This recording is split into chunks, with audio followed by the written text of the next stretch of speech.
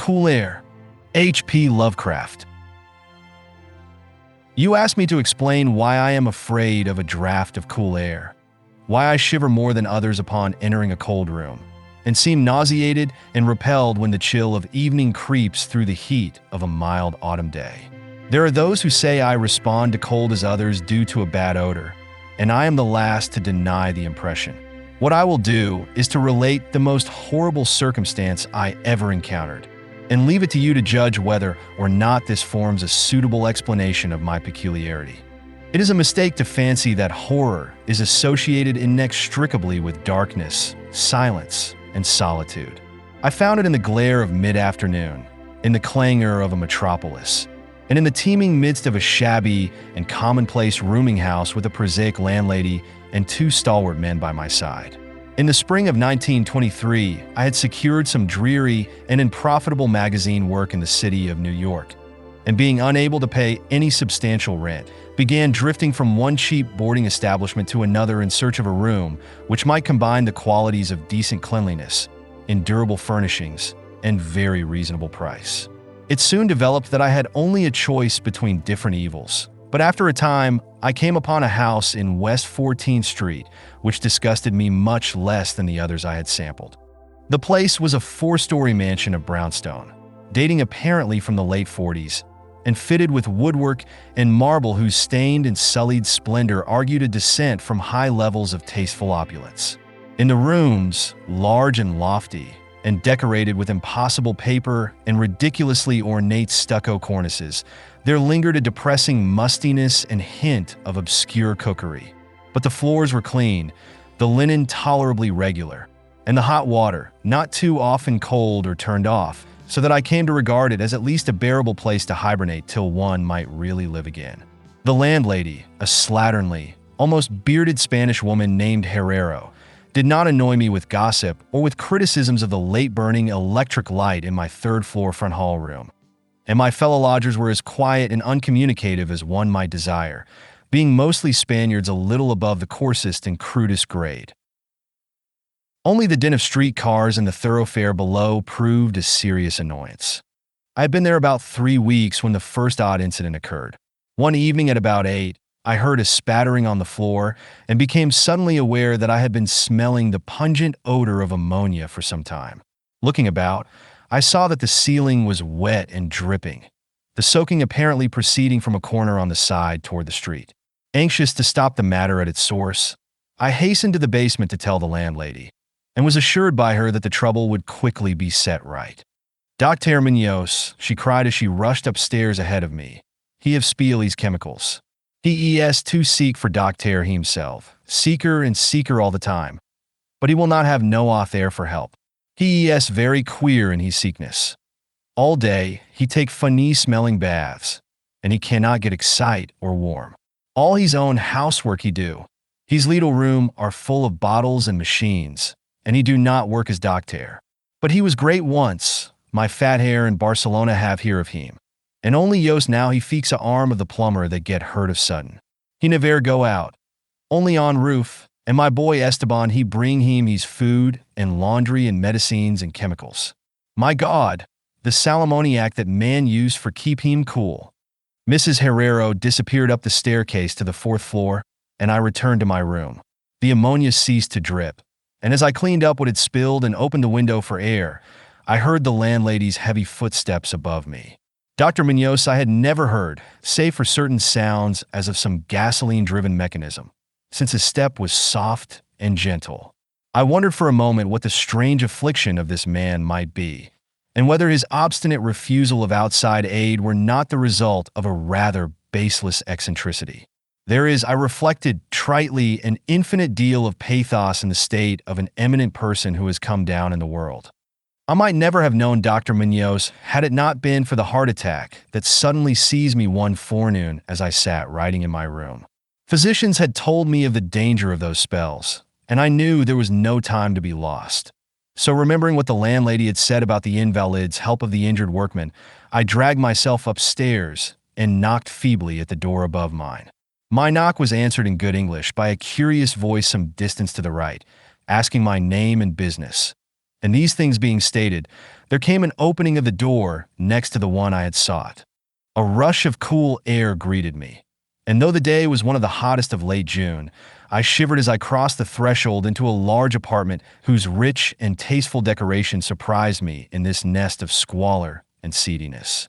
A folding couch now filled its diurnal role of sofa, and the mahogany furniture, sumptuous hangings, old paintings, and mellow bookshelves all bespoke a gentleman's study rather than a boarding house bedroom. I now saw that the hall room above mine, the Lidl room of bottles and machines which Mrs. Herrero had mentioned, was merely the laboratory of the doctor, and that his main living quarters lay in the spacious adjoining room, whose convenient alcoves and large, contiguous bathroom permitted him to hide all dressers and obtrusive utilitarian devices. Dr. Munoz most certainly was a man of birth, cultivation, and discrimination. The figure before me was short but exquisitely proportioned, and clad in somewhat formal dress of perfect cut and fit. A high-bred face of masterful, though not arrogant expression was adorned by a short, iron-gray, full beard, and an old-fashioned pince-nez shielded the full, dark eyes and surmounted an aquiline nose which gave a Moorish touch to a physiognomy otherwise dominantly Celtiberian. Thick, well-trimmed hair that argued the punctual calls of a barber was parted gracefully above a high forehead, and the whole picture was one of striking intelligence and superior blood and breeding. Nevertheless, as I saw Dr. Munoz in that blast of cool air, I felt a repugnance which nothing in his aspect could justify.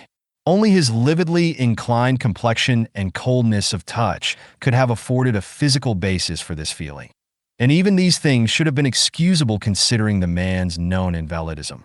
It might, too, have been the singular cold that alienated me, for such chilliness was abnormal on so hot a day, and the abnormal always excites aversion, distrust, and fear.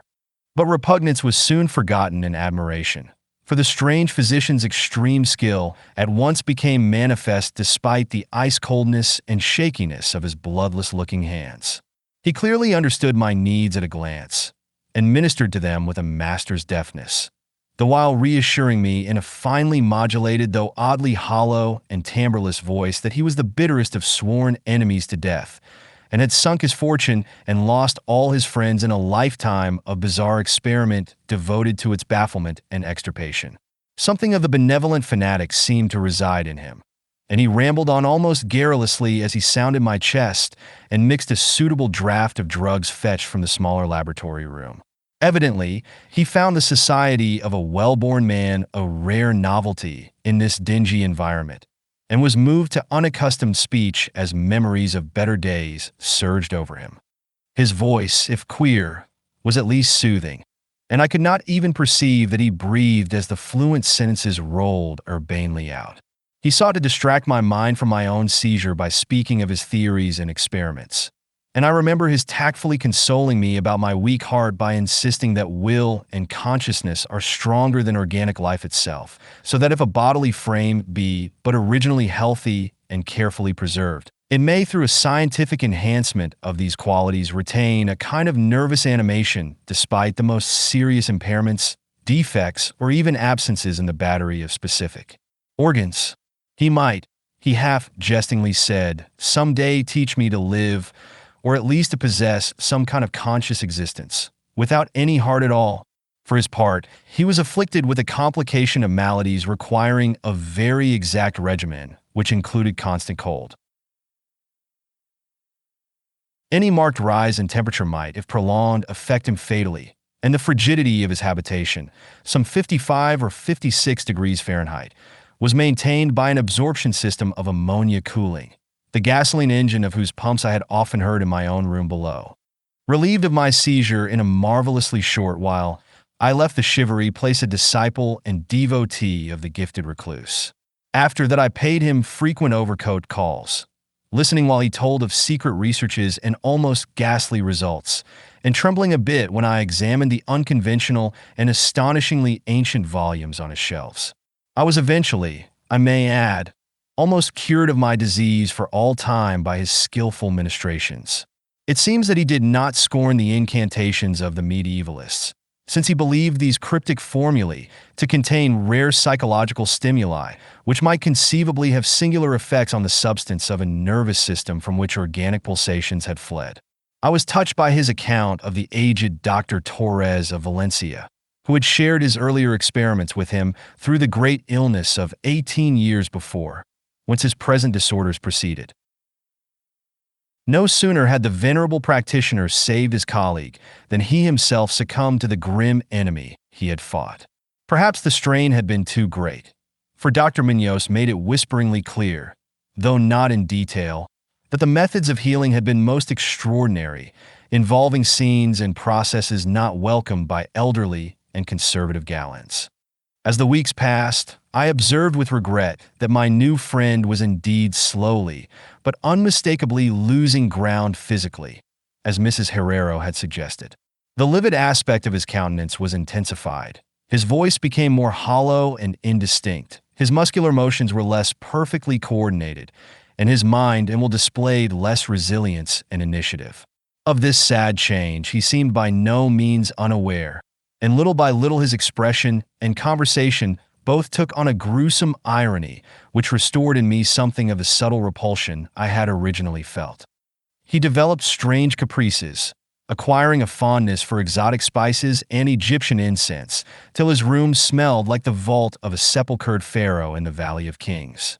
At the same time, his demands for cold air increased, and with my aid, he amplified the ammonia piping of his room and modified the pumps and feed of his refrigerating machine till he could keep the temperature as low as 34 degrees or 40 degrees, and finally even 28 degrees.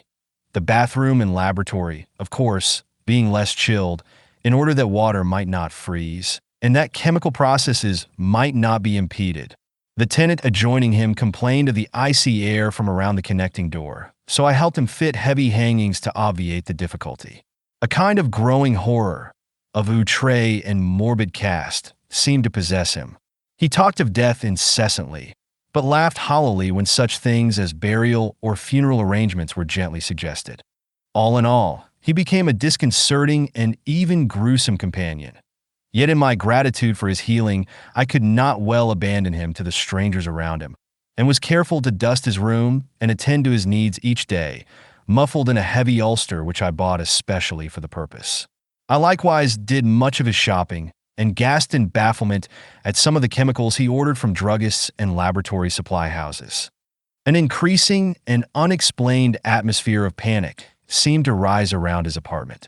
The whole house, as I have said, had a musty odor, but the smell in his room was worse, and in spite of all the spices and incense, and the pungent chemicals of the now incessant baths which he insisted on taking unaided, I perceived that it must be connected with his ailment, and shuddered when I reflected on what that ailment might be. Mrs. Herrero crossed herself when she looked at him, and gave him up unreservedly to me, not even letting her son Esteban continue to run errands for him. When I suggested other physicians, the sufferer would fly into as much of a rage as he seemed to dare to entertain. He evidently feared the physical effect of violent emotion, yet his will and driving force waxed rather than waned, and he refused to be confined to his bed. The lassitude of his earlier ill days gave place to a return of his fiery purpose, so that he seemed about to hurl defiance at the death demon even as that ancient enemy seized him. The pretense of eating, always curiously like a formality with him, he virtually abandoned, and mental power alone appeared to keep him from total collapse. He acquired a habit of writing long documents of some sort, which he carefully sealed and filled with injunctions that I transmit them after his death to certain persons whom he named, for the most part lettered East Indians, but including a once celebrated French physician, now generally thought dead, and about whom the most inconceivable things had been whispered. As it happened, I burned all these papers undelivered and unopened. His aspect and voice became utterly frightful, and his presence almost unbearable. One September day, an unexpected glimpse of him induced an epileptic fit in a man who had come to repair his electric desk lamp, a fit for which he prescribed effectively whilst keeping himself well out of sight. That man, oddly enough, had been through the terrors of the Great War without having incurred any frights so thorough. Then, in the middle of October, the horror of horrors came with stupefying suddenness. One night about 11, the pump of the refrigerating machine broke down, so that within 3 hours the process of ammonia cooling became impossible. Dr. Mignot summoned me by thumping on the floor, and I worked desperately to repair the injury while my host cursed in a tone whose lifeless, rattling hollowness surpassed description. My amateur efforts, however, proved of no use, and when I had brought in a mechanic from a neighboring all-night garage, we learned that nothing could be done till morning, when a new piston would have to be obtained. The moribund hermit's rage and fear, swelling to grotesque proportions, seemed likely to shatter what remained of his failing physique, and once a spasm caused him to clap his hands to his eyes and rush into the bathroom. He groped his way out with face tightly bandaged, and I never saw his eyes again. The frigidity of the apartment was now sensibly diminishing, and at about 5 a.m., finally I hired a seedy-looking loafer whom I encountered on the corner of 8th Avenue to keep the patient supplied with ice from a little shop where I introduced him and applied myself diligently to the task of finding a pump piston and engaging workmen competent to install it. The task seemed interminable, and I raged almost as violently as the hermit when I saw the hours slipping by in a breathless, foodless round of vain telephoning and a hectic quest from place to place, hither and thither by subway and surface car. About noon I encountered a suitable supply house far downtown, and at approximately 1:30 p.m. arrived at my boarding place with the necessary paraphernalia and 2 sturdy and intelligent mechanics. I had done all I could and hoped I was in time. Black terror, however, had preceded me. The house was in utter turmoil, and above the chatter of awed voices I heard a man praying in a deep basso. Fiendish things were in the air, and lodgers told over the beads of their rosaries as they caught the odor from beneath the doctor's closed door. The lounger I had hired, it seems, had fled screaming and mad-eyed not long after his second delivery of ice, perhaps as a result of excessive curiosity. He could not, of course, have locked the door behind him, yet it was now fastened, presumably from the inside. There was no sound within save a nameless sort of slow, thick dripping. Briefly consulting with Mrs. Herrero and the workmen despite a fear that gnawed my inmost soul, I advised the breaking down of the door, but the landlady found a way to turn the key from the outside with some wire device. We had previously opened the doors of all the other rooms on that hall and flung all the windows to the very top. Now, noses protected by handkerchiefs, we tremblingly invaded the accursed south room, which blazed with the warm sun of early afternoon. A kind of dark, slimy trail led from the open bathroom door to the hall door and thence to the desk, where a terrible little pool had accumulated. Something was scrawled there in pencil in an awful, blind hand on a piece of paper hideously smeared as though by the very claws that traced the hurried last words. Then the trail led to the couch and ended unutterably. What was or had been on the couch I cannot and dare not say here. But this is what I shiveringly puzzled out on the stickily smeared paper before I drew a match and burned it to a crisp. What I puzzled out in terror as the landlady and 2 mechanics rushed frantically from that hellish place to babble their incoherent stories at the nearest police station. The nauseous words seemed well nigh incredible in that yellow sunlight, with the clatter of cars and motor trucks ascending clamorously from crowded 14th Street. Yet I confess that I believed them then. Whether I believe them now, I honestly do not know. There are things about which it is better not to speculate, and all that I can say is that I hate the smell of ammonia and grow faint at a draft of unusually cool air. The end, ran that noisome scrawl, is here. No more ice. The man looked and ran away. Warmer every minute, and the tissues can't last. I fancy, what I said about the will and the nerves and the preserved body after the organs ceased to work. It was good theory, but couldn't keep up indefinitely. There was a gradual deterioration I had not foreseen. Dr. Torres knew, but the shock killed him. He couldn't stand what he had to do. He had to get me in a strange, dark place when he minded my letter and nursed me back. And the organs never would work again. It had to be done my way. Artificial preservation, for you see I died that time 18 years ago.